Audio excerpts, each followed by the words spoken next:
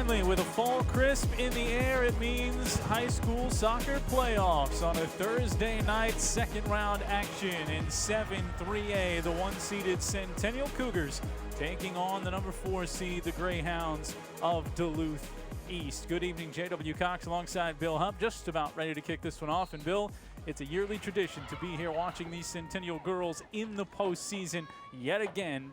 Big-time things with 15 wins to this point into this semifinal game. Yeah, they're having another stellar season, and obviously their goal is state tournament or bust.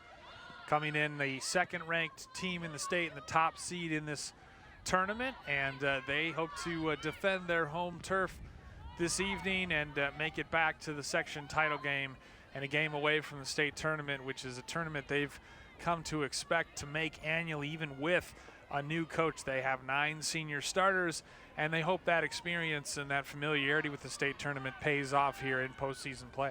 This is their chance at their 8th straight section title game. They've been to the last 7, and they're a win away from making it 8 straight. They've won 8 section titles in the last 13 years, absolutely dominating in girls soccer. Right now they're trying to extricate it from in front of Jordan Metz, sophomore goaltender, standing over there in purple. As Duluth East, Greyhounds a good season as well, off a 2-1 victory, got a late second half goal to win that one 2-1 over Coon Rapids in the 4-5, tight 4-5 matchup. Win their way here, looking for win number 11. Yeah, they've had a couple common opponents, have these two teams, and both faced Stillwater. The Ponies beat Duluth East 4-0, and the Cougars took down Stillwater in Stillwater 1-0. So both these teams testing themselves with the game against the Ponies, who are always one of the upper echelon programs, as you see the bracket right there. Centennial and Duluth East, Andover Blaine, everything going to the chalk so far. Seeds 1 through 4 advancing here to the semifinals as the Cougars advancing out in front. Brooklyn Bordson splitting 2 defenders, takes this shot. It sails high. Bordson, one of those seniors Bill was talking about. 9 goals in the regular year, 3 more in that first round victory, 11-0 over Cambridge. She really is the straw that stirs the drink for the Cougars in this central midfield. Doesn't have huge assist numbers, but certainly gets the ball out wide to her playmakers. And obviously, as you saw there, comfortable turning and putting it on net as well. Addison Van Zee was applying some pressure there for the Cougars, and that pressure will help garner a throw-in. And they're attacking third. Cougars 15-1-0, 12-1-0 in Northwest Suburban Conference play. That was good for a first-place finish in the regular season. As Bordson again off her left foot, weaving through, bounces it out to the left, looking for Marissa Frost. And it's out of bounds. It'll be Duluth East back deep in the own end. 4 goals per game, less than a half goal per game allowed by the Centennial Cougars on defense. 8 times they won via the shutout in their 16 regular season games. Yeah, they've only given up more than a goal in a game once all season, and that was their 2-1 loss here on this field at Cougar Stadium to conference rival Maple Grove. Of course, Centennial ended up winning because they drew less than Maple Grove. They ended up winning the Northwest Suburban Conference with 36 points, but that's a pretty flawless record, crazy record of 25-2 over the last 2 seasons. Over the years, this section titles has been decided between Centennial and Maple Grove in prior iterations of the section. Good cross, a little too strong for Frost, charging down on this near side, right there in front of Lainey Benson. Very strong tender that's helped the Greyhounds put up a defense that's allowed just over a goal per game. They're scoring close to 3 goals per game en route to their 10 victories. They again have a deep throw in. Cougars a chance to turn it right back with possession. Can't do it, now they will with the throw in. Taken by McKenna Monson, senior defender.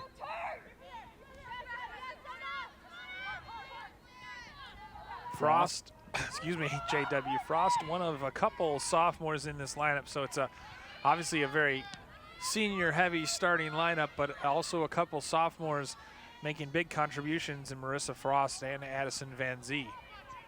Historical perspective, too. Bill mentioned the common opponents this year, but not a common opponent among one another, despite playing in the same section for a handful of years. Haven't played since 2008.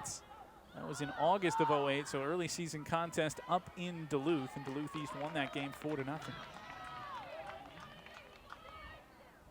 Different field, different scenario now. Season hanging in the balance for this Cougar team that started 10-0 on the season. Just 2 of those games throughout the regular year decided by less than 3 goals. Outscored their opponents in those first 10, 51-4. Off to a tremendous start.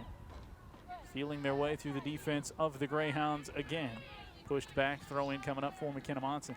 And I think their senior leadership is what has helped the transition to Krista Carlson in her first season in charge. It's helped the transition out of the Kyla Harper era as well, as she's now playing with the Gophers. But certainly Centennial, just year in and year out, even if they graduate a player like Harper, still a threat to win the state tournament. Yeah, it goes beyond the individual player. Obviously Harper was extra special with what she could do on her own, but it was all part of that team concept that's made the Cougars really so good since 2009, better part of a decade. Good defensive step through there for Emma Fellman, senior defender for Duluth East. Actually, a long shot trickles down into the box, and a tumbling save by Lainey Benson. No stress there on that one, chipped in front of her. Well, the Cougars doing a nice job of possessing the ball. They haven't managed to quite put together a good enough ball in the final third, other than that shot by Bordson, but the possession has to be comforting to Coach Carlson in the early going. Game that they've played, it's actually transitioned a couple of times over the years in the Ginger Flohog era before this. They've gone through being a defensive-minded team to having the speed to attack down the field and press the issue. Bill mentioned Kaya Harper and the way that kind of team kind of led from the offensive side. This Cougar team, bit of a hybrid of that. They can shut you down and they can do it via possession. Frost will cross it out in front. A redirect chance just comes up empty on that far side as Bordson was crashing in towards the post. Yeah, that would have been spectacular on the far post. That's a great job of crashing. It's actually Sarah Strading on the receiving end of this.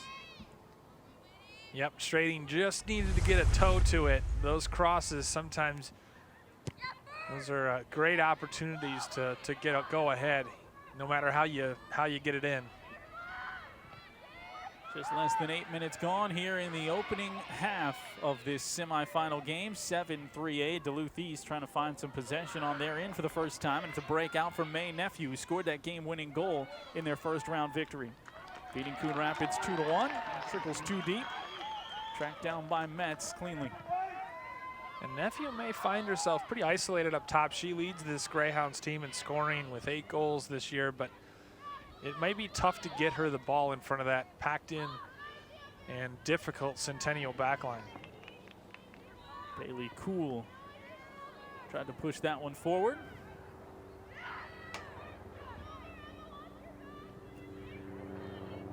Rolled out for a Centennial throw-in.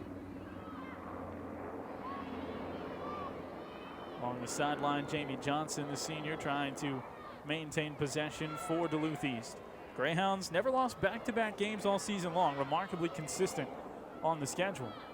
Cougars playing it back, pushed ahead by Sydney Cubes, who's been an anchor back at the back end of this defense for several years now. The senior played early.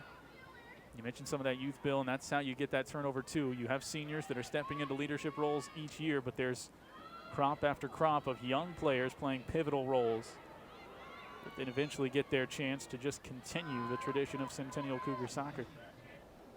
Yeah, and that's obviously what you want to do. You don't want to have just a team that's based around a really good class. You want to have it kind of perpetuating every year where the program is just churning out good teams and improving players over the years so that you're always in contention for conference, section, and state titles.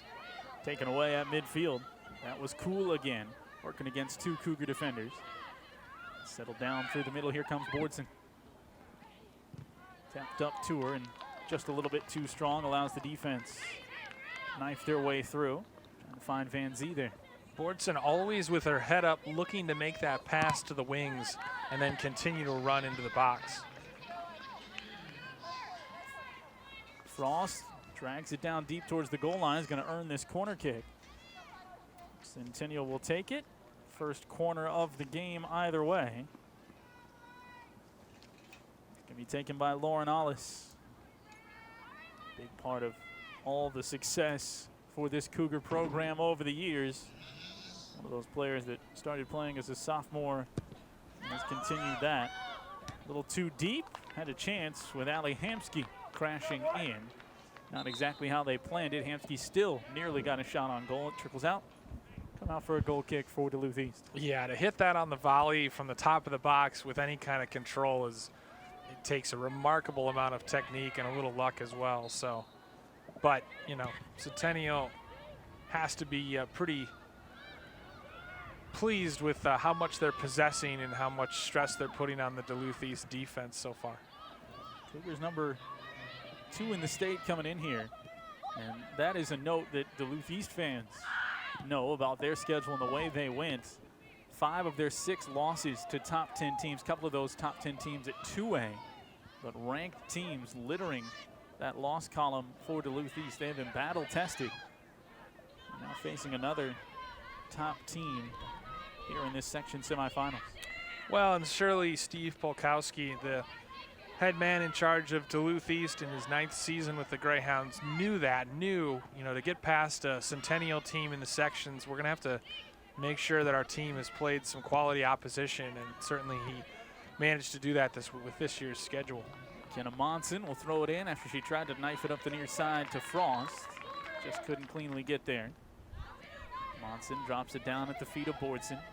Turns quickly, not waiting around there. Boardson fires it up on the far side. That's Alice. She takes the long boot, and that's going to sail just wide. That's in Lauren Alice range. They love to get her the set pieces out in front. And that time in motion, just wide to the right. And again, to hit that, when it's from not a dead ball position, when it's rolling and stuff, just really, really easy to not put that on net, and from that distance especially. But that, credit to Centennial for not being afraid to shoot out there and have a go, because you just never know when the way the ball is going to bounce. Hollis had the toe drag into the turf there, so stumbled down, nearly lost it. Teammates there to get it back for her. Boardson in the middle, trying to hit Van Zee, and it was tapped away. Pressure back up. Open player on the left side. Little toe tap pass that time from Sydney Borboom. Hits May Nephew. Trying to find Nephew in space, but the Cougars find her again in kind. Avery Littlefield tracks her down. Back into the middle, and Boardson a chance to clear it at least as far as midfield. Boardson just attacks so aggressively when she picks the ball up in midfield. Like we said, keeps her head up and looks for that pass and just charges forward. Great pass to Strating from Van Zee. Back to Van Zee in the middle. And cleared out. Good defense by Duluth East on a good developing rush for the Cougars. Frost get it right back. That pass a little off target. Benefit of the Greyhounds. It'll be Greyhound ball on the throw in. We've got some glove sporting officials out there. It's low 50s at the start of this one. Get chillier. Our boys game coming up. They'll definitely have to deal with that as Alice takes it away in the middle. Tuck pass up to Strating, and Strating settles it down but was offside. What a beautiful pass, though, ahead of Strating and letting her run onto it. Obviously Strating, just a step ahead of that back line, but great find out wide by Alice, as you see that here. Just into the channel behind the defender, allowing Strating to run onto it, and could have been something had the flag not gone up on the opposite side. Cougars showing what they want to do. They're moving it with authority through the middle of the field, trying to play those wings as Strating beats 2 defenders. Got it tapped back from Van Zee. There's Boardson up top. Boardson through. Ran out of room, and that one hit her hand. Yep. Came up onto Boardson on the clear away from Lauren Carlson. Certainly incidental, but the ref doing the AR doing his thing on the far side and flagging that one. Interesting talking to the Duluth East coaching staff before the game, and specifically Cass Wellhouse, and she thought this team needed a strong mindset, were her words, and just play their game. But obviously it can be intimidating coming on the road playing a program as strong as Centennial with his recent history. So sometimes that can allow you to become beat mentally before the game even starts. So wanted to make sure her team was focused and believed they could beat the Centennial team.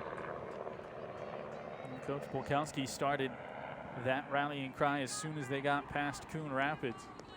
Coverage of that game, local newspapers telling his team that, yeah, well, we knew we had to go to Centennial at some point if we wanted to get to our ultimate goal. Now we've got that chance. We have to try and lock it in.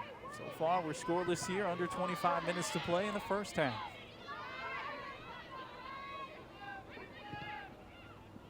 Cougars and Greyhounds meeting for the first time since 2008. That was in the regular season. This has all the postseason implication. Win, survive, and advance here. Tossed in by Riley Brett on the far side.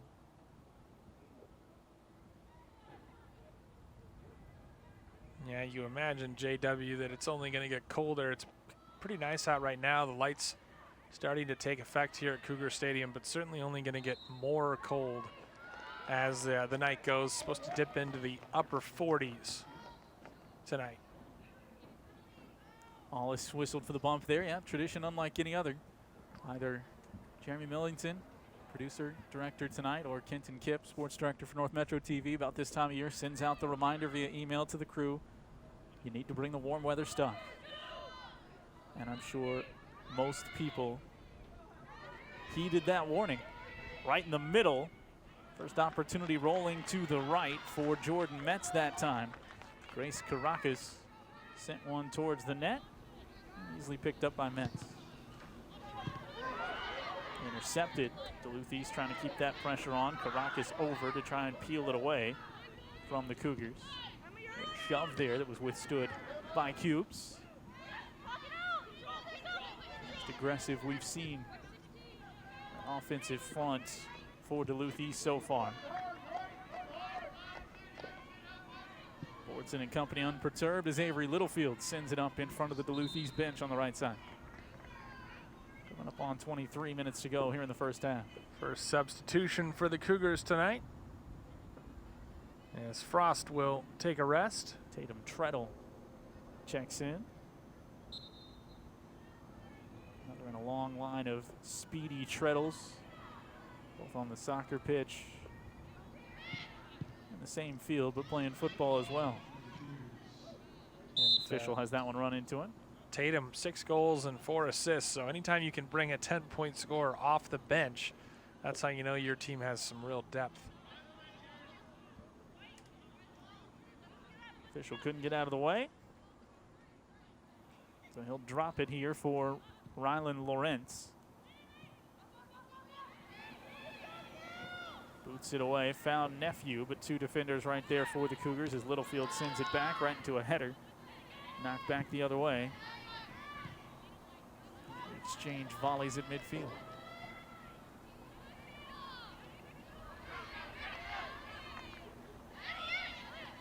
Cougars again aggressively forcing that defense. Collapsed in the middle, couldn't get the pass free. That time Duluth East got a foot to it. Hollis leaves it back to Littlefield, who came up in support, down to Treadle. Treadle's attempted cross is knocked away quickly by Brett.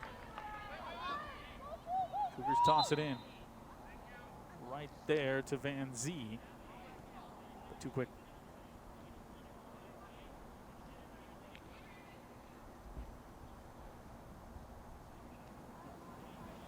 A couple more subs set to enter for Duluth East.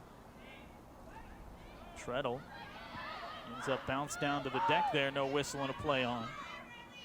Shades of the treatment that Kaya Harper used to get. Swings around on the near side though, reversed well by Monson. Sends it up the field, Strating staying onside. Strating takes the cross and it'll trickle 2 wide. Cougars, they were not able to hold it in, but it was tapped out by Duluth East, and they'll pick up their second corner of the game. Hard to tell whether that was a shot or a cross, but it just needed someone to get on the end of it. Good ball forward by McKenna Monson, and then the keeper kind of comes out. She got a piece of it.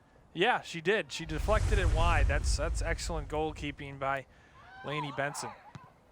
And that time, the redirect that was hit by Sydney Cubes, and she was trying to say it was then deflected by Duluth East, but to no avail, so they won't get a second corner out of it. But a beautiful ball to the front, and that right foot of the senior Sydney Cubes nearly got the Cougars up 1-0.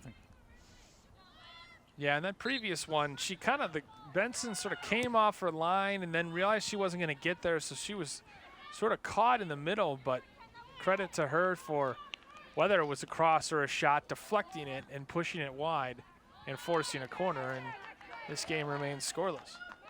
Emma Fellman forces it out of bounds immediately following the Cougar throw-in. Chance for Duluth East as we go under 20 minutes to go past the midway point of half number 1. That one held in on the near side by Strading. Strading takes it away from the defender again as it's popped free to the corner. And the longer this game stays level, JW, the more confidence Duluth East is going to have that they can get something out of this. Strading down into the corner. She'll cross it over to the middle into traffic, bounding free, courtesy of a Duluth East stop. Sent forward again by Cubes. Bordson spinning for space, instead passing for space, going out to the right for Caroline Lowinger. Senior defender, stepping up to help reverse things. Back to the middle on the little give and go. Littlefield to Treadle. Treadle with space. Treadle in front to Ollis, and that one trickles all the way in. We're going to be offsides anyway as it came all the way into Benson. You know, it's the right idea, right? Just playing off, running off that last defender's shoulder, but sometimes it's a matter of inches and you're offside. That one knocked niftily off Bordson. Good move with the left foot of Aaron Christensen. Looking to go quickly, but a sub coming in for the Greyhounds. Bailey Kuhl, one of the starters, back in. Taking us down to the 18-minute mark here of half number 1. Section champs a season ago. The last game they played, the Centennial Cougars, gave them the section title. Section champs went to the state tournament title game in 2019. Lost back-to-back section title games in 2017 and 2018, both to Maple Grove. And that stopped a string then, back in 2017, stopped a string of 3 straight section tournament victories. Sometimes feels like the only team that's really beaten Centennial in the last 5-6 years has been Maple Grove. Well, funny you should mention that. Last time they didn't make the section title game was 2013. They lost in the semifinals to Maple Grove. They haven't had a team other than Maple Grove end their season at the section level, in their season prior to the state tournament, since 2010. Last team not Maple Grove to beat the Cougars before the state tournament and end the year was Mounds View in 2010. That's some stat. And it speaks to the fierce rivalry that exists between these Northwest Suburban Conference foes. Don't have to worry about one another at the section tournament level anymore. You're in 7-3A. Certainly both of those teams well primed to potentially meet later in the year if things all go well.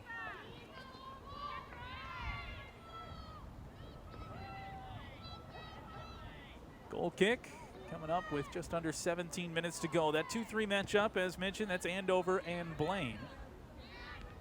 On camera, plus Blythe Whaley on the scene for that one as well. At Andover, I believe. At Andover, indeed. The 2 seed hosting there. The Duluth ball off the whistle here, so they'll get a free kick in a dangerous spot. Still in a scoreless game, coming up on 16 minutes to go. Going to be taken by Lauren Carlson. Saw the Bengals win their way to the semifinal game on Tuesday. Wasn't convincing, but 1-0 in the defense was convincing for the Bengals. This one chipped down into a host of Cougars as it's headed out of there by Cubes. Redirect chance coming right back down as the pressure stays on. Littlefield after it on the far side. Tries to spring it free. Chloe Schaefer takes it away before the Cougars are able to send it out clean on the near side to Strading. Strading with speed.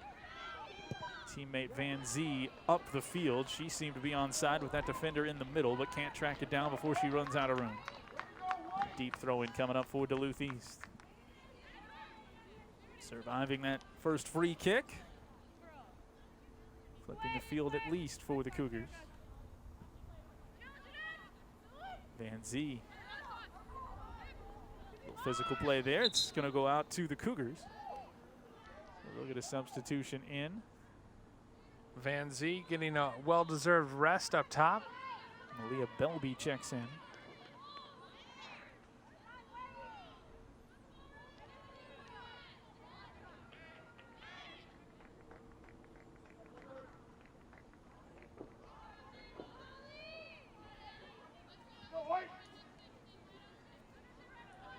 Also a new Greyhound checking in. Ellie Westrom. Ball through, forcing Benson to come up and make that save in front of one of her own teammates crashing. Diving down on top of it. Cougars couldn't really get it with authority, though they got Treadle on the doorstep. Treadle with an excellent job of cutting that against the grain of play. She was going middle, and then she cut it back on her left foot. The defense went the other way, so she had an opportunity, but ultimately nothing came of it. Hollis straight up the middle, and out comes Benson to tap it away before Treadle can get there. It's like an air show overhead. We had 3 helicopters so far and a low-flying plane. In the Cougar Stadium on a great fall Thursday afternoon. Friday Night Lights coming up at Blaine tomorrow as they'll take on Wayzata. We'll be on that call. Yeah, right into the heart of last 2 weeks of football season. Those two teams renewing their rivalry from the section title game last year, which of course the Bengals won. See what happens this year is Duluth East through the foot of Cool, able to reverse it. Poked out along the far side. Kendall Whitmer-Graves, just a sophomore, tracking it down over there for Duluth East. Off the header, right to Hollis. She left that a little short, trying to find Boardson. Whitmer-Graves just a sophomore, but is second on the team in goals with 6. Cougars unafraid to play it deep back into their own zone. One swift boot bounces it to the middle of the field. Boardson a chance. She reverses around the defender right at the logo. Tacking up that right wing. Defender sliding down and pushing behind her as that one went out of bounds. Cougar ball. Nice tackle by Whitmer's-Graves to knock it off the toes of Boardson. Treadle winding towards the middle before it's poked away.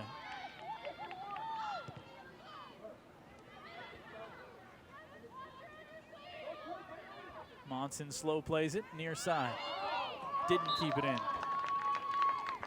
Turn back over to Duluth East coming up on the 12-minute mark. We're scoreless. Field has been somewhat tilted, extremely tilted off to the left as far as possession goes. Duluth East, one free kick, generated some pressure. That's really about it.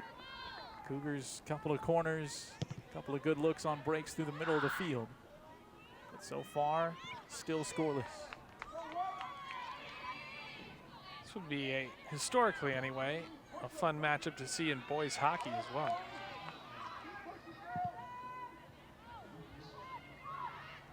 Bang down the right side. Yeah, it's interesting. Two schools that, I mentioned, it's been 13 years since they met in girls soccer. Chances they would run into one another in various sports. Treadle hits the deck. That's going to earn a free kick for the Cougars. Well, I was having a conversation with someone earlier today, and of course Duluth East just does not have many other schools their size, at the Class 3A level. So hence why they're in a section where they have to travel, an hour and a half to come play a section semifinal. Straight shot, though. Yeah. 35, all the way down. It playing Independence 2-0-1 against, technically, amongst their fellow independents, such as it is for a conference record. Poked out, deep throw in. Lauren Carlson forces that for the Greyhounds. Centennial with just about 10 minutes to go before half would love to get one and have a lead heading into the break. Treadle spins around the first defender. She'll cross, knocked down again by Carlson. This time she's able to send it towards the top of the box and out. Cougars right there to get it back. Bordson to go to work with Treadle on her left. Bordson will cross, got it in front, knocked down once, twice, Ollis there, also straighting shot saved underneath by Benson. What a save by Lainey Benson to keep it scoreless. It fell beautifully for straighting, and she got some heat on it, but Benson got down quickly and made the stop. A really nice save, best one we've seen of the game thus far. Now Hamsky comes up to pressure that one at midfield, under 10 minutes to go. Out of bounds, Cougar ball. We look back at the save, sprawling with the back foot of Benson. Straighting. There was extra help there from Carlson to clear it from the doorstep. Yeah, but it nearly kind of slipped underneath Benson's legs and into the goal, but like you said, Carlson was on the doorstep and cleared it off the line. Through ball all the way back to the sophomore Mets. Kept pretty clean so far. 31 minutes into this one. Cougars an excellent opportunity. And just one official shot on goal from the Greyhounds, and Mets handled that one rather comfortably. So I think she's kind of used to not having as much action and still staying focused, and certainly that seems to be the case thus far. Directing things downfield as well with that defense. Right in that job description of keeper as well. Poked out along the near side. Straighting to go quick. Dumps it down to Treadle. Tried to cross as that one was knocked away. Back to Straighting, veering around Bailey Cool. Takes that shot and just bangs it off the crossbar. That would have been a spectacular goal from about 25 yards out, and kind of was dipping and kind of swerving at the end and nearly snuck underneath that crossbar, but ultimately it bangs off the top of the crossbar, and Centennial still looking for the first one.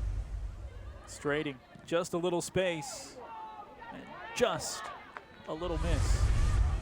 Looked like a crossbar challenge that you sometimes see. Straighting, chance to cross back to the middle. Little back foot try, goes wide. That was Treadle.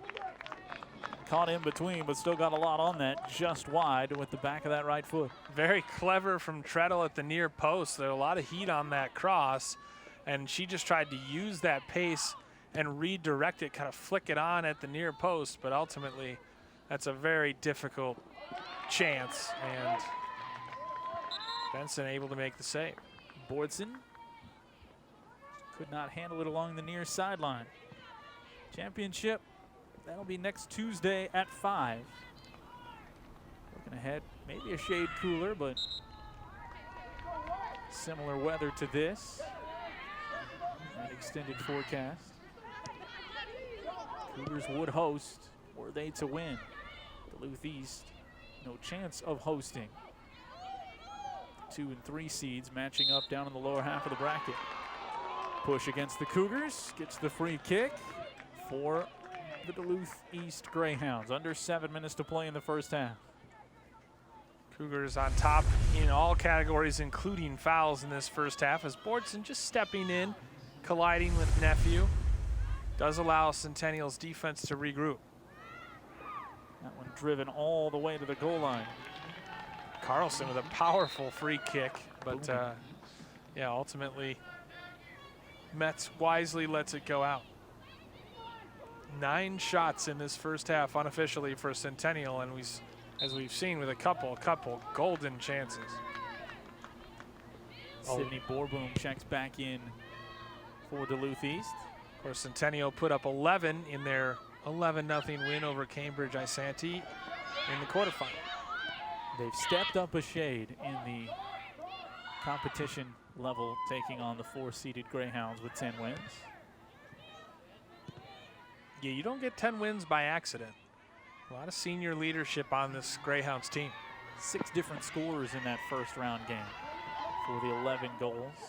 Ollis, tap pass, up ahead, poked away from Delby. Stay with the Cougars.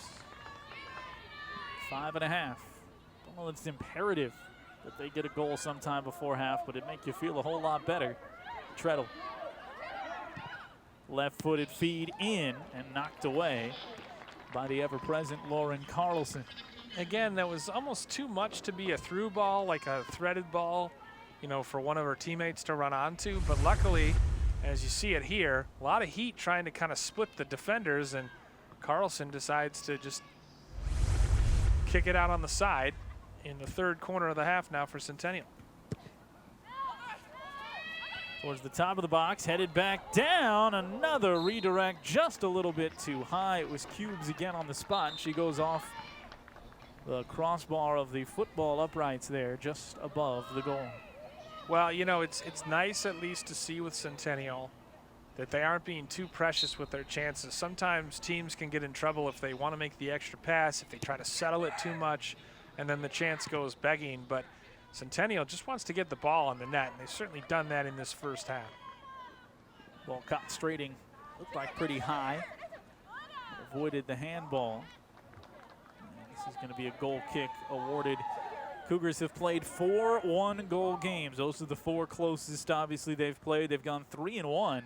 2 of those finished at 1-0 and came in their final 4 regular season games against Champlin Park and at Stillwater. But most everything else is highlighted, including over those first 10. 3 goals or more.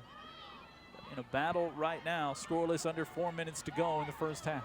And the Northwest Suburban Conference, of course, has been well represented at the state tournament the last few years with Maple Grove, Centennial, and then also Champlin Park.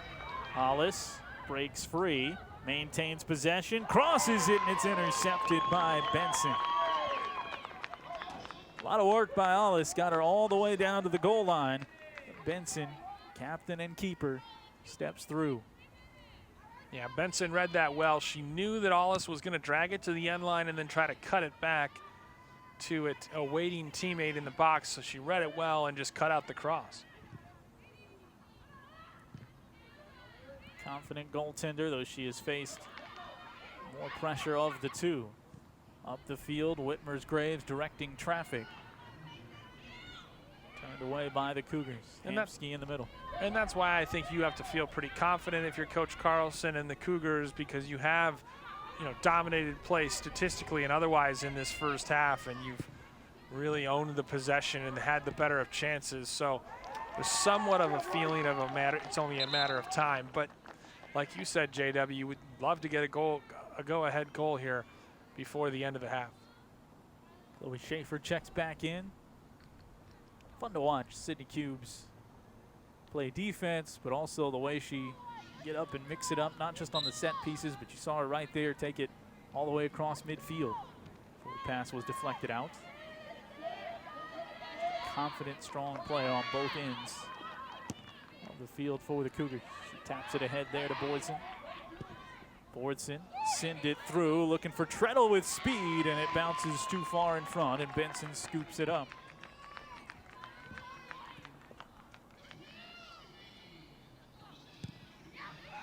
Tatum Treadle, senior, a couple of goals in that first round 11-goal performance for the Cougars. Hamsky, eyes up, looking down the field to try and deliver that on point to someone. Loose ball bounces to Hollis. Goes right side, bounces back toward the middle. Kicked down a couple of times by Belby on the far side. Trails it all the way out. Poked away, good dogged defense from Jamie Johnson. 90 seconds to go in the half. Tossed in quickly. Wrong Duluth. Greyhounds push their way up the far sideline with Schaefer. Nephew back on it after the Cougars slowed her up. Boinked out by Louninger. Minute to go in this scoreless first half. Will make its way out of play. It'll be Cougar ball. In your defense, JW, you are the voice of St. Cloud State This is true. College, and you play UMD in the conference. Bulldog state of mind. Boardson, near side. Straighting's there. Straighting left foot, deflected away. Banged off a defender there. I think it was Cochran that got it. Carlson, of course, though, always in the area, the captain on defense. Yeah, Carlson, it was the one I believe it deflected off of. Just always in the right position as we see here, straighting one-time cross, and yeah, deflects off of Carlson and out. Deflected out by the Greyhounds on the corner try. That was the 4th of the game, just 10 seconds left. Cougars keeping the pressure on. Back it comes, a spinning ball. It was tough to settle to Bordson, knocked away, and that's how the half will end at a scoreless tie. The 1 seed, the Cougars, great chances, tremendous possession all throughout the half, but the goalkeeper for the 4 seed, Lainey Benson, some diving highlight reel stops and staunch defense avoiding the trouble and the goal. We're scoreless after the first 40. Back after this on North Metro TV.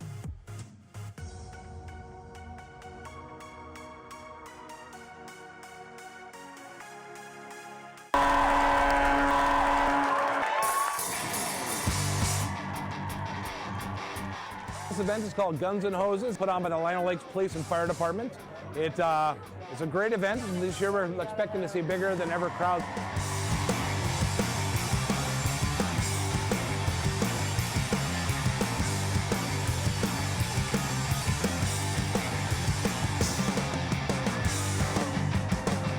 Every year we pick a benefactor that the Guns and Hoses program benefits, and it's usually something to do with police and fire or first responders.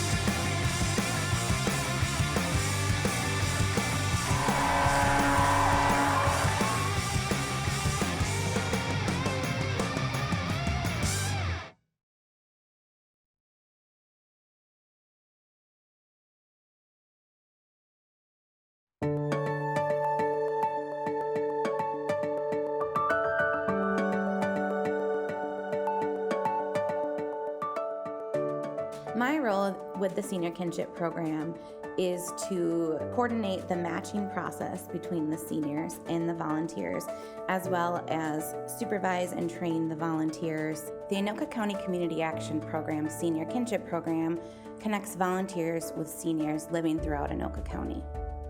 The seniors are living independently, they're age 60 and older, and they're feeling a little isolated, a little lonely, and volunteers help them to feel like they are connected to their community again. So they provide companion services, they provide transportation, they're making phone calls to them, dropping off care packages, different things like that. Jessica said, I want to help people right here where I live. I wanted to become a part of something bigger than me, that I could be a part of giving back. It would be a great opportunity for anyone to be able to connect with people, because we have so much that we can share and be able to give each other. I'm too busy not to be able to have someone like Darlene in my life, because she gives me the courage, she gives me the inspiration to be able to start my week next week, because it's just another glance of hope for me to be able to carry on. And to just hear her voice, and because it's bubbly and friendly, you know, it's the hour goes so fast. When you get up in my age, there's a lot of people that leave all the time. So this way you have a companion that, you know, that's there for you, and you can talk to her about things and stuff. When Vicki reached out to become a volunteer, she had recently retired as a special ed teacher. She had a wonderful relationship with her parents, and that relationship was gone after they passed, and she felt really called to give back to her senior community locally. I love the wisdom that seniors share. Having lost both of my parents, I realized the importance of having other caring adults looking in on our elderly. It made me realize the loneliness that takes place with our seniors. I feel like our seniors are an overlooked generation. Kathy is very generous with the compliments that she gives regarding what she's getting out of the kinship program, as well as what she's getting out of the relationship with Vicki. I have a wonderful person who is my kinship gal, and she has made a huge difference in my life. I mean, I love this program. It has done so much for me, and Vicki, Vicki is just a huge added blessing. I just hear her voice, and it's like sunshine coming in. Volunteers are essential to make this program run. The volunteers are the people out there meeting with the seniors, and without the volunteers, this program will not exist. The volunteers commit to spend about 1 to 2 hours a week with each client, and some volunteers have the time and the willingness and the energy to take on more than one client that they're working with. The volunteer process is a volunteer applies to become a volunteer. They do an informational phone call with me, an interview with me, and then we do a background check, a reference check, and they go through a volunteer orientation. After that, I get to know the volunteer better as I'm getting to know the senior better, and then make a match with them based on similar interests or similar personalities. In the time that they're together, they might be playing board games, maybe going out into the community to run an errand or pick up a prescription or go to a doctor's appointment. Maybe they're sitting at home working on art projects with them or different craft activities. And they also could be doing things like helping them to fill out forms or sorting their mail. You could hear in their voice when you called, you know, just how you made their day just by a simple phone call. You know, with volunteering for me, it's not just about giving. It's always an opportunity that allows you to receive. You know, we all need help in our lives, and to give it just a smile or a hug and say, you know, I'm here for you, I'll talk with you. Everyone needs that. The best volunteers are those that want to have some fun and enjoy this program.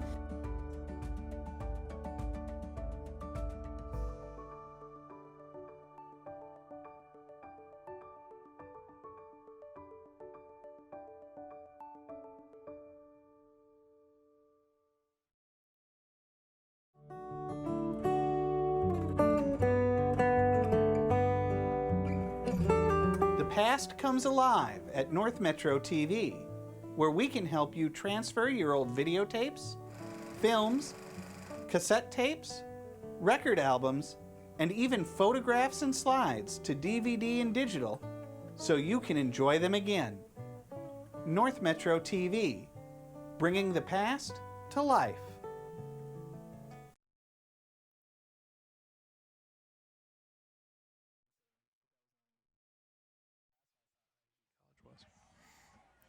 Scoreless at the half, the 4-seeded Duluth East Greyhounds hanging on as the #1 Centennial Cougars had some excellent chances, could not scratch across a goal. It's the semifinals of 7-3A, and in that first half, just a slicing of the opportunities for the Cougars. Just off the foot that time was Sarah Strading on a great cross from Marissa Frost off one of 4 corners they had in the first half. That one just pulled to the left by Sydney Cubes, the defender, coming up to try and put pressure on, succeeding in putting pressure on. Also great goaltending from Lainey Benson as this one rolled into her. She aggressively takes it away from a second chance from Tatum Treadle. Excellent cross here. Strading able to knock it down, got it back from Alice, and then Benson again with the help on the clear from Lauren Carlson to boot it away. Alice again dragging it down to the goal line, and that cross was Strading right there, intercepted by Benson. Lainey Benson, Bill, more than anything else, the reason we sit here scoreless headed to half number 2 in this semifinal matchup. Well, you know, there's a reason that she's going to UMD next season. There's a reason she's a captain and has a .67 goals against average.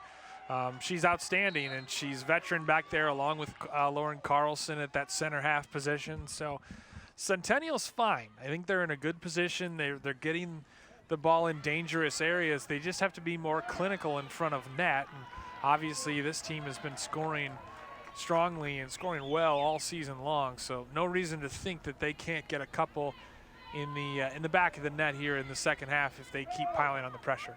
No panic, but yeah, it would have been nice to have one in the first half. We'll see if they can get one quickly here. Back in after spending the latter stages of half number 2 on the bench, Addison Van Zee can't catch up to that. Throw in deep coming up for Duluth East. And I guess my point, JW, is just that they don't have to change a thing. Their approach has been sound.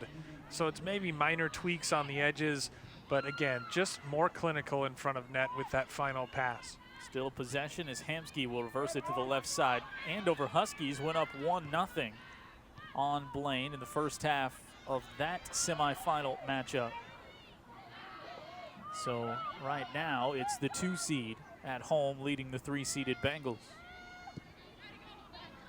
Seeing what the matchup will be next Tuesday to decide who punches the ticket back to the state tournament. Cougars keep the ball. Mentioned not a lot of games.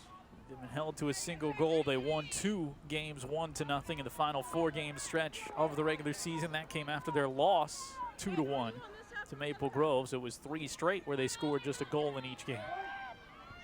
Hollis has that pass taken away. Nifty footwork for Whitmer Graves, the sophomore. She quickly reverses it, gets it back on the near side. Plenty of defenders back, but excellent passing for Duluth East to knife their way down into their attacking third.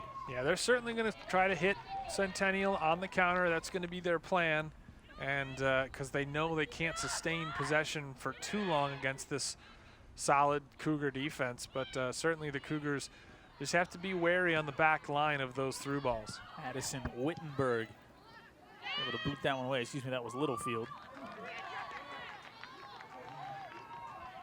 Push towards midfield, right back though. Cougar back line, Lowinger on that near side. To the middle, Hamsky versus back on the left, get it to Cubes. A couple of options in the arsenal that time. Looks to the ball handling to take it up the sideline. Also has a big leg to help change the field. Popped up and out. And it is Cougar ball. 3 minutes gone, second half. A tightly contested section semifinal matchup, exactly what you'd want to see. Fan of the game or watching this one, Alice again trying to tap that one through the middle, and again it's knocked down, this time Rylan Lawrence. No quit in these Duluth East Greyhounds as Lawrence attacks that ball all the way up the near side before it's eventually touched out by the Greyhounds for the Cougar throw-in. Well, and as long as it's scoreless too, Duluth East can kind of sit back and pack the box and throw 11 white shirts behind the ball to defend, but a goal against them might change things and would force them to be more offensive and go on the attack. Cubes through the middle. That one was a little too strong for her to touch cleanly.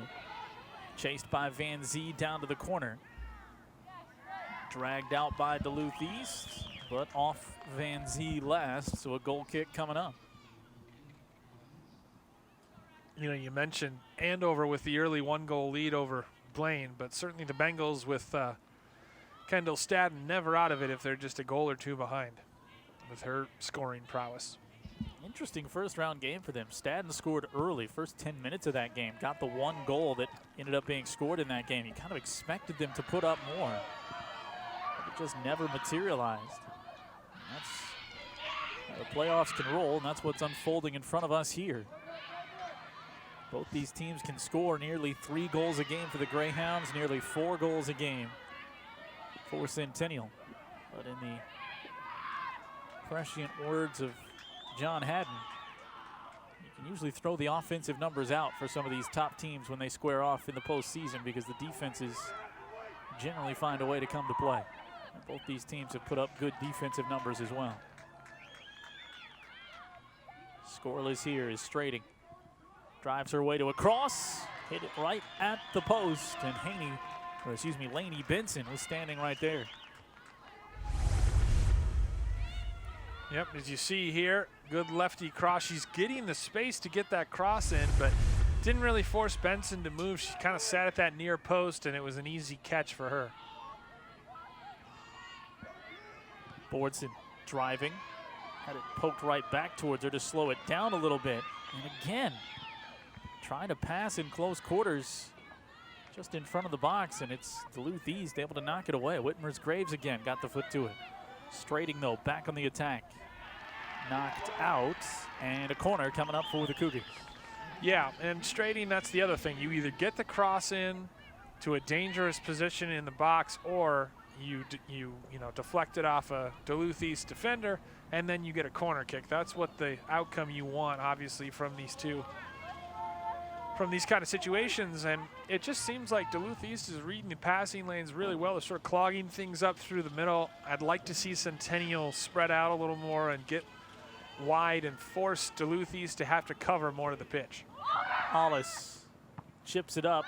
Was looking right there for Cubes, couldn't get to it. Bounces back out. Chip to Straighting. Off Ollis again. Ollis takes the shot. Saved by Benson. Another try. Van Zee goes high. The Duluth East faithful in front of us are loving it because of just some fantastic defensive efforts. Straighting thought she had a good volley opportunity to hit her teammate. Another chance in front, a couple chances, as you'll see. And ultimately, Van Zee just kind of hassled by the defense, but you see the initial save there, and then Van Zee just couldn't keep it down. Pressured nicely by the defensive Kendall Whitmer's Graves. Chip down and out. Come back to Duluth East. Interestingly, first couple shots of the half, but still, Duluth East with the pressure, or Centennial rather, applying the pressure. And again, just unlucky thus far for the Cougars. Unlucky, but also, credit where it's due. Certainly, Greyhounds putting up their best defensive effort. Just hoping to nick a goal somewhere in this second half or in overtime and pull the upset. And what an upset it would be. I mean, I know Duluth East has 10 wins coming in, but this is the #2 team in state in the Cougars. Van Zee up to pressure as it reversed into space on this near side. Out of bounds, Cougar ball. They can keep that pressure on. Drop it down to Treadle. Treadle maintains. Ollis runs through. Wide to Bordson. She's hassled. Out of possession is Cool. Pokes it upfield.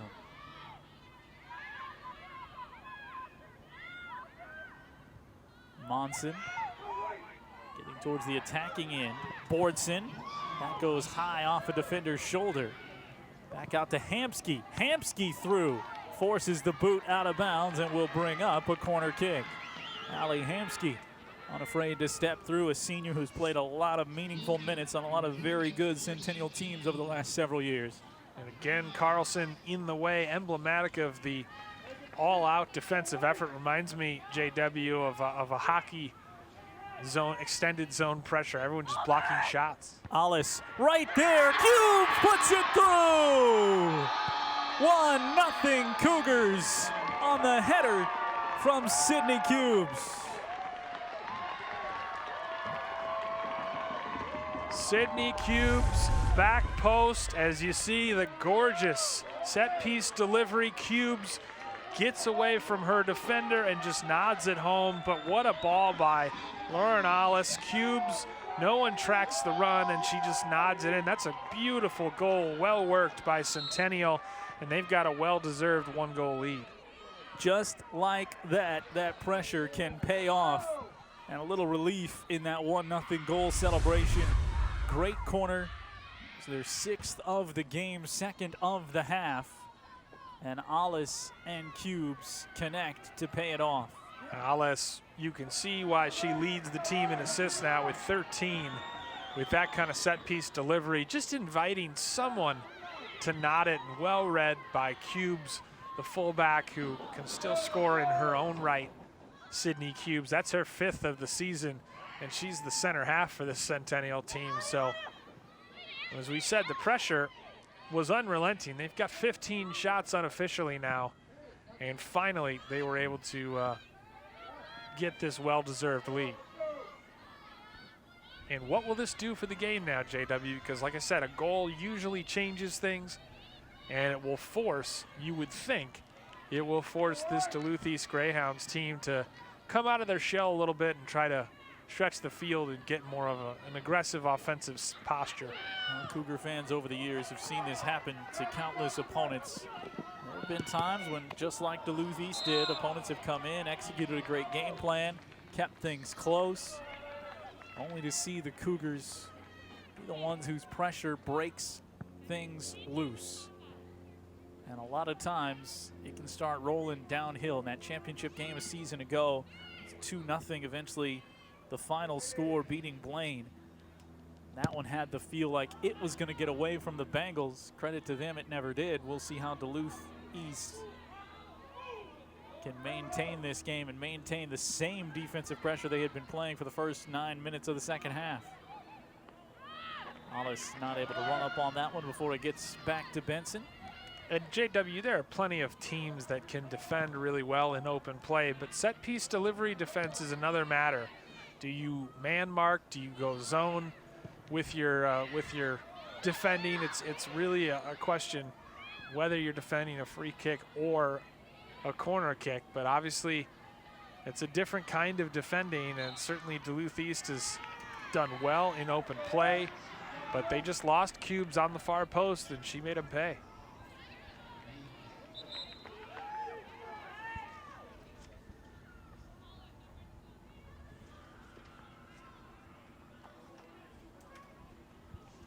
And we'll see what the substitution patterns are like and if they change. If any of those change as the game gets further along. Still plenty of time, obviously 28 minutes to go. But that all-important goal, you would just hope that it would relax Centennial, as Duluth East has committed 3 fouls in the first 12 minutes after none in the first half. A little bit of sun breaking through. Off to the left here at Cougar Stadium. That'll go down, of course, our business. Only a fourth of the way done, a fourth plus. As we have a full boys game as well in playoff action. Here comes Alice again. She'll chip it ahead, right to Cubes again, who got the first touch. Dragged deep towards Strating. Strating trying to get it back to the middle, and it's knocked away by Carlson. Who else? And JW, I don't know what kind of goals Cubes has scored this year, but you'd have to imagine they're all off set pieces like that. They clearly try to target her being the tallest player on this team. Crossing pass too strong to get to the back end. Yeah, you're absolutely right. We've seen that throughout her career, playing solid defense, and that those points are always there. She is going to be one of the foremost players they try to get involved, whether it's a dangerous free kick or on a corner. Benson comes up just short. Greyhounds find possession there. Bordson was all over them. Bordson's been a little quiet for me, especially in this second half. I'd like to see her get more touches, be a little more demanding, but it seems like Duluth East is keen in on her, knowing that she's dangerous. Van Zee's cross right to the middle. Treadle spinning, falling, just misses it wide. That was tipped as well off of her foot. Emma Fellman was in the middle of the action. 26 minutes to go here in this one. It was scoreless at the half. A goal 9 minutes in on the corner from Alice to Cubes. Solid cross again. And again, Treadle with a nice first touch, but then that second touch letting her down. If she'd been able to keep the ball closer to her on that turn, she might have had a good shot and been able to pick out one of the corners. Strating to Bordson. Bordson to the middle. All the way across she rolls. Taps it back to Van Zee, all kinds of space. She'll take the shot. Save gathered in by Benson. She had a Cougar crashing, and it was open out of her hands for just an eye blink. And then Benson corrals it to keep things 1-0. Well, we talked about Bordson's effect on the team, and she draws multiple defenders. As you see the shot, Alice pouncing, and Benson able to claw it back before Alice gets there, but Very dangerous chance. Yeah, to see if that got to the foot of Alice before. A little more of a direct pass to her instead from Van Zee, and she could have done some damage. Yeah, Van Zee just turned and shot it from the top of the box, but Bordson, you saw her drawing 2 and 3 defenders, so clearly they've keyed in on her as the distributor and are trying to sort of cut that out before distribution becomes danger. Carlson changing the field with that boot. Ball drags down deep, kicked off of Monson. Throw in coming up. First time we've been down on this end really in the second half. Now down a goal for Duluth East. Cubes knocks it away. Yeah, how many times has Jordan Metz even touched the ball tonight? Hasn't been many. Not a lot. Which is, again, fairly typical for Centennial games, but. Strating out of the pack and all kinds of space. Met at midfield, but leaves it up ahead. Treadle was offside. Well, Duluth East clearly trying to deploy that high back line, but obviously, and it's effective here. Indeed, she was offside on the far side, but yeah, if they can break one, Centennial, that's a great chance for them to get their second goal if they can make Duluth East pay for that high line and just stay onside.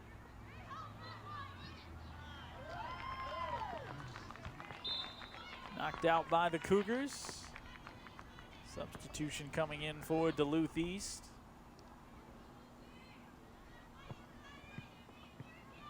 Centennial has not made many substitutions in this half, although they look set to make their first as Madeline Skolicki prepares to enter. That one let go by Jordan Metz.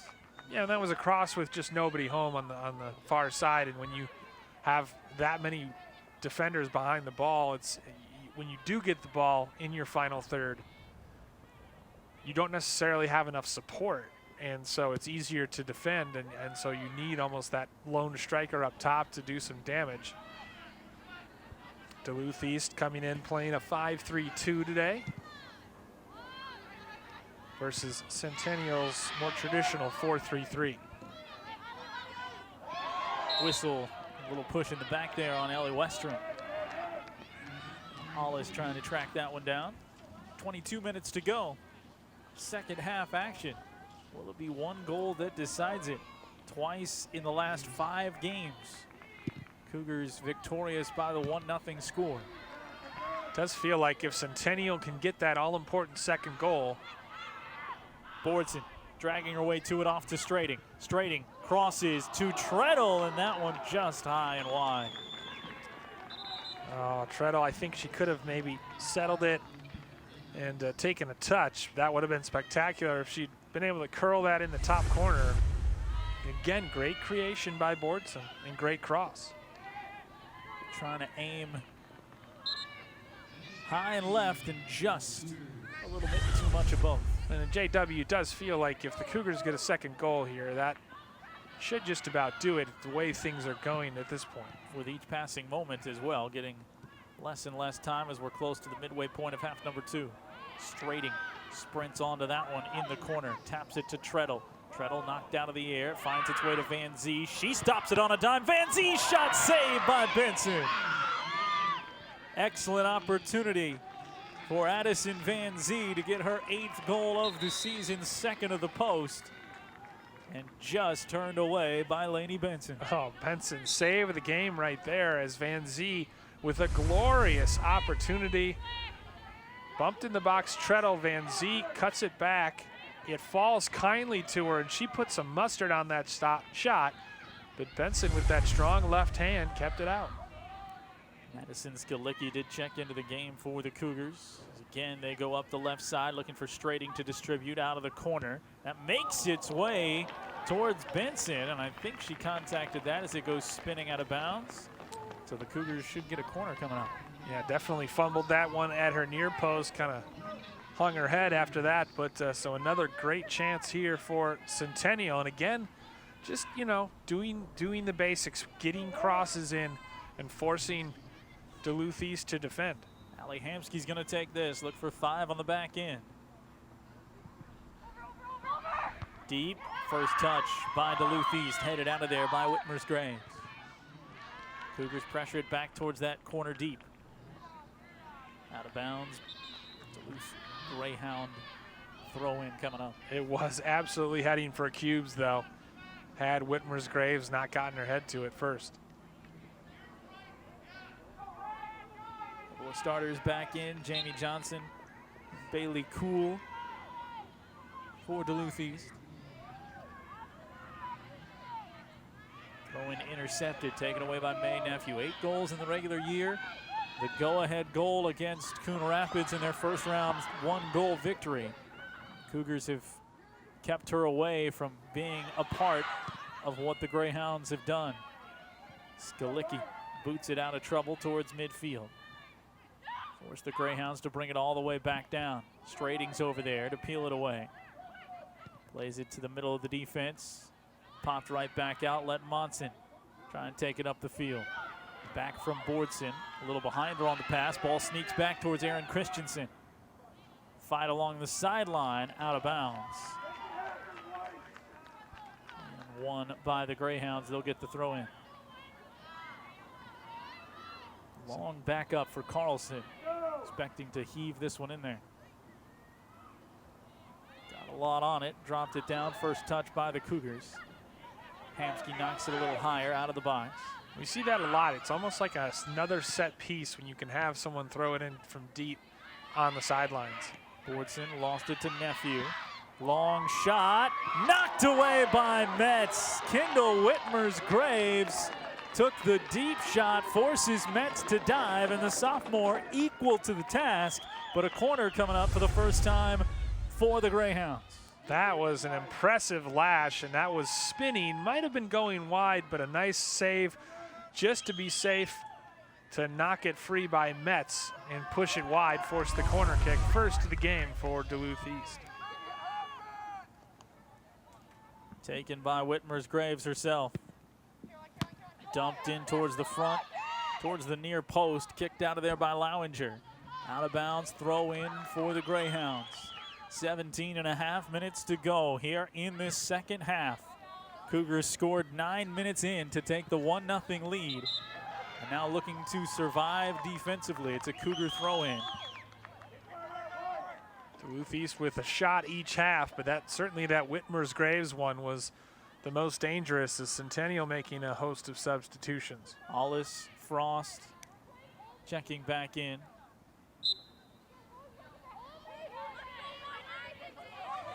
Addison Wittenberg also into the game for the first time. The freshman midfielder. Cougar ball again. A few steps further up for the throw-in. Dropped right at the foot of Hollis. Nephew takes it away from her. Physical play. Up front it goes. Out of bounds. Duluth East ball, keeping the pressure on. Really the first sustained pressure in the half. 16.5 minutes to go. First sustained pressure of the game. This is definitely the best that Duluth East has played tonight. Carlson to throw it in. Chucks it deep again. First touch for the Cougars. Hamsky shoves it to the far side. Going to get it to Wittenberg. Up the sideline and out of bounds. Duluth East ball. Time continues ticking. It is going to be a throw-in, no free kick. So right along the sideline, they whistled the Cougars foul on that one. It's going to be back a couple of steps for Rylan Lawrence. And this is where Duluth East is hoping to tie this game off of set pieces. About half the bench standing and watching that one in close quarters. It drives all the way down. Contacted by a Cougar first. Headed out of there by Monson. Monson brings that same type of size that Cubes does to that defensive end. Wittenberg up ahead, trying to hit Boardson, deflected back. Hamsky on the spot. Free ball. There's Cubes. Bounding it all the way through past midfield. changing the field position with that strike for Sydney Cubes. 15 minutes to go, the 1-0 lead for the 1 seed. Littlefield chucks it in, deflected back.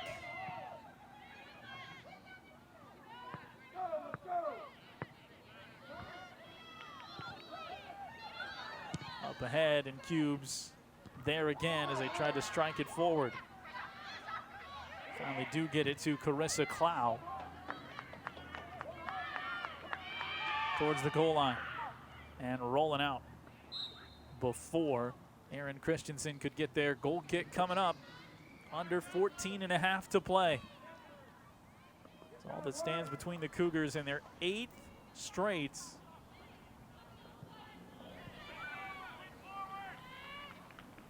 Well, certainly Centennial, yeah, just feeling a little nervy with that 1-goal lead. They, as we said, love to get a second goal to make this a little less frantic in the last 14 minutes. Defense getting tested, though, so far, passing each test. And I believe you said 8 shutouts this year. 8 shutouts, have never been shut out. That's going to continue. And looking for 8 straight section title game appearances.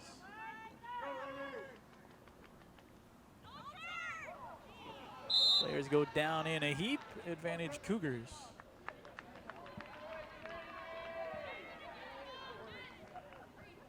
Minutes keep ticking by inside the final 14. 5th foul of the half on Duluth East, who are much more physical in this second half.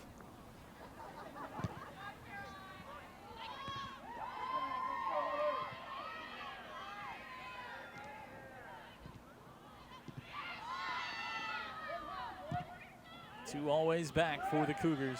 That time it was the big right foot of Sydney Cubes. She's got the lone goal in this game, rolls it all the way back to Lainey Benson.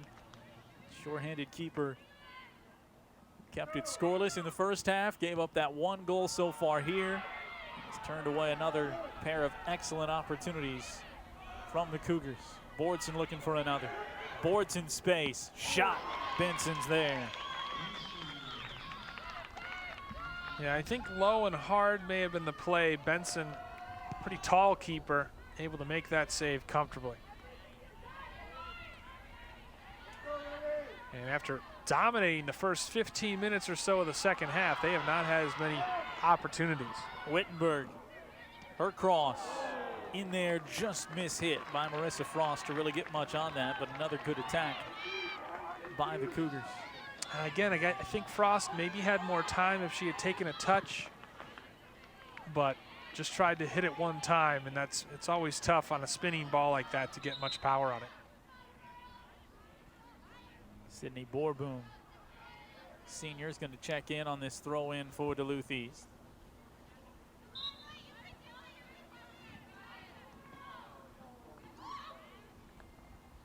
She'll throw it in.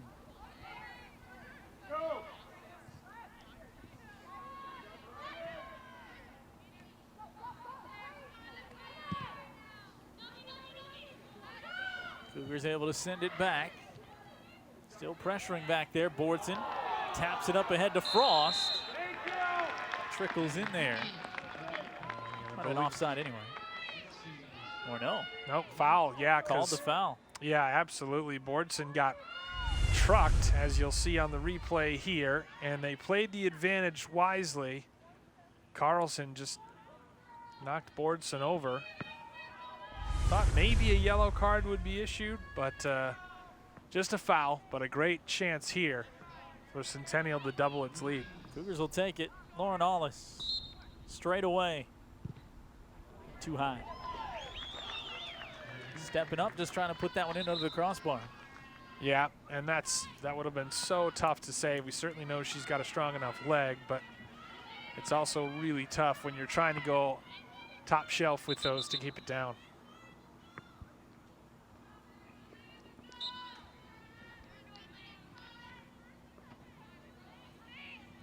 Coming up on the 10-minute mark.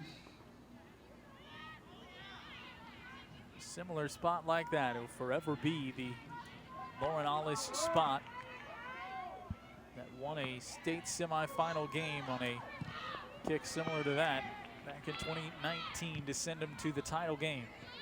Ollis at US Bank Stadium. Tie ball game. Got the opportunity, a late foul, and cashed it in. There's a runner-up finish in that state championship game.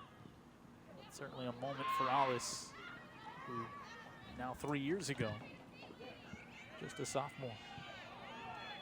Cougars trying to get an opportunity at that as the ball trickles back into Benson. We're officially under 10 minutes to go in this game. She has done everything asked of her, she being Benson, keeping her team in it. They had a flurry of possession and opportunities moments ago. Came away empty. Cougars have settled things back down. It comes to possession, and also have gotten a couple of good looks at it. Ball back to Duluth East. Of course, the winner of this game will face the winner of Andover and Blaine, which should be nearing the same level of completion. Last update was 1-0. Blythe is probably outside on top of the press box, so texting probably not an option. Not mid-broadcast. Caught her at halftime. Oh, I see. Okay. Wasn't sure if this was a Soccer Hub update or what, but I went straight to the source. you went, yeah. Our soccer source. Yes. Blythe Whalen. Ex-college player and Orono star, state champ herself. It was all about it. Cube's gonna take the kick. 8 minutes to go.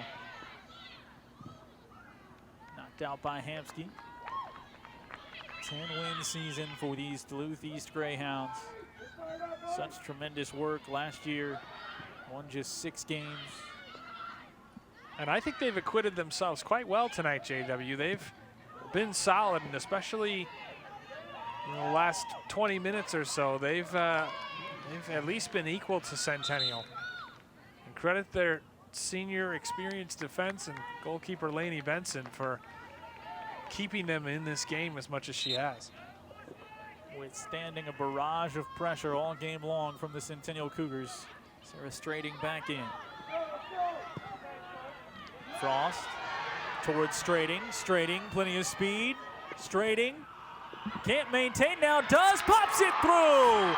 Sarah Strading all the way down, beats Benson on the deck, and may have just punched the ticket officially to send the Cougars back to the section title game. Fantastic strength from both Marissa Frost, as you'll see. Great ball into the channel for Strading to run onto. She wards off a defender, gets by Benson. Not the prettiest shot she'd ever scored on, but it was enough. As you see, Benson comes out, gets a touch on it, but not enough. Strading finishes it, but the play actually started previously on a great ball, great crossfield ball from Marissa Frost, who was fouled, but they let the play continue, and from about the midfield stripe, she delivered a great ball into the path of Strading, who ran onto it with that incredible speed. And that is an all-important second goal for this Cougars team here, as they look set to punch their ticket to the section finals once more. Play will stop as Carissa Clow took a ball way up high, directly to the face, head area. They're going to stop and take a look at her. The trainer even driving out there anytime a player takes contact like that to the head. You're going to be extra cautious. Yeah, and it's tough when you got to be very careful with head injuries, face injuries. You just never know if it's a bloody nose or something more. So she's trying to stay in this game, obviously. She popped right up before they eventually blew the whistle to stop the clock and stop play, and then let herself sit back down on the deck. See it, quick action right here. Ooh. Wow, just see her face pop back. That was a rocket. And good to see her walking off under her own power. Lowinger trying to clear that. Clow in the way. Meanwhile, Cubes in the middle of that Centennial huddle, just trying to urge her teammates on and see this one over the line. It's been a scrappy and hard-fought game, but Centennial has put enough pressure on and gotten enough opportunities.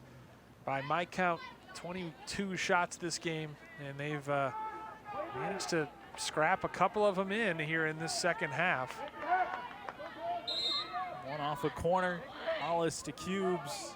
One off a beautiful pass from the midfield stripe. Marissa Frost finding Strating eventually. Strating beating the keeper and finding the back of the net. On a similar ball, just like that, right, where she gets it on the right wing and looks up trying to switch the field to Strating, who's obviously playing up top for the Centennial attack. Greyhounds getting aggressive here. Trying to do what they can to win some possession away, knowing the clock against them with 6 minutes to go. Down 2 goals, shut out so far. Cougars have shut out 8 prior opponents, including first round 11-0 against Cambridge Isanti.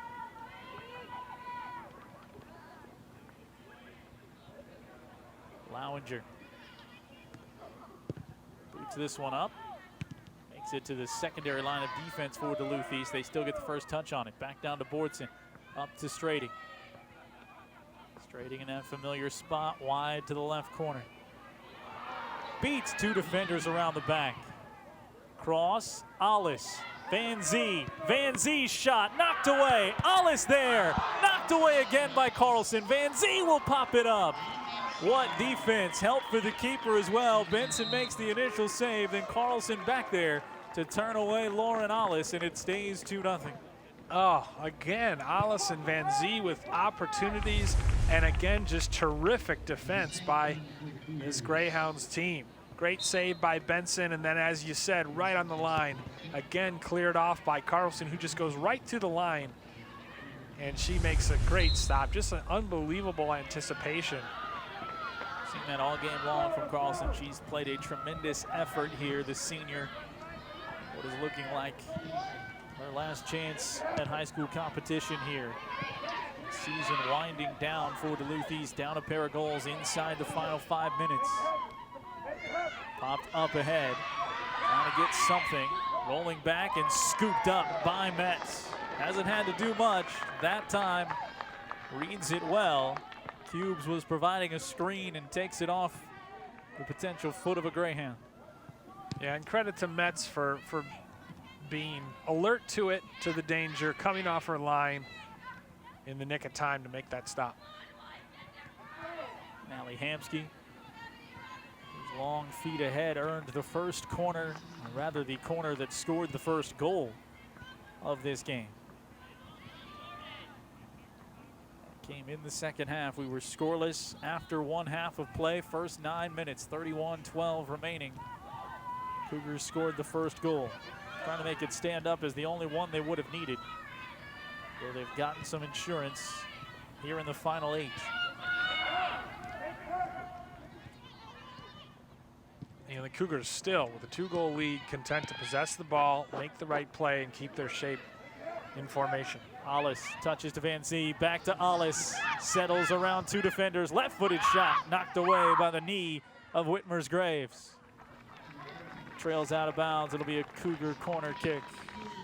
Alice obviously provider on that first goal, got the assist, and she's coming over to take this corner, but she has just had all the bad luck tonight with blocked shots and saves from Benson. Down again comes Cubes, as Alice will take this one.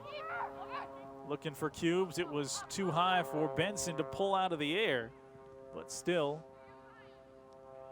all the way across the field, untouched by the Cougars, poked out by Duluth East.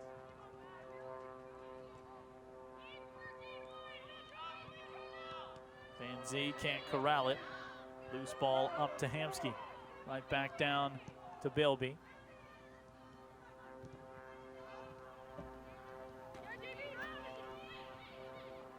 Knocked around.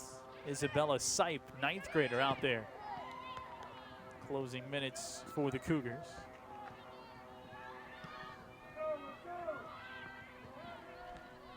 Cougars just possessing the ball as Monson works it to the far sideline. Up by 2 with 2 minutes to go.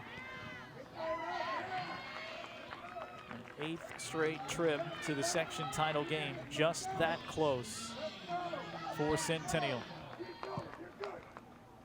Lowinger knocks it away. Began in 2014 when they won the section championship. Van Zee stays upright, has it blocked away. Down to Sipe. Got it away from Johnson. Trying to get the cross, and it was poked out by Duluth East. Here comes a Cougar corner. They won the section in 2015, again, lost in the quarterfinals, won it in 2016, the crowning moment of Cougar girls soccer when they went on to be the state champs.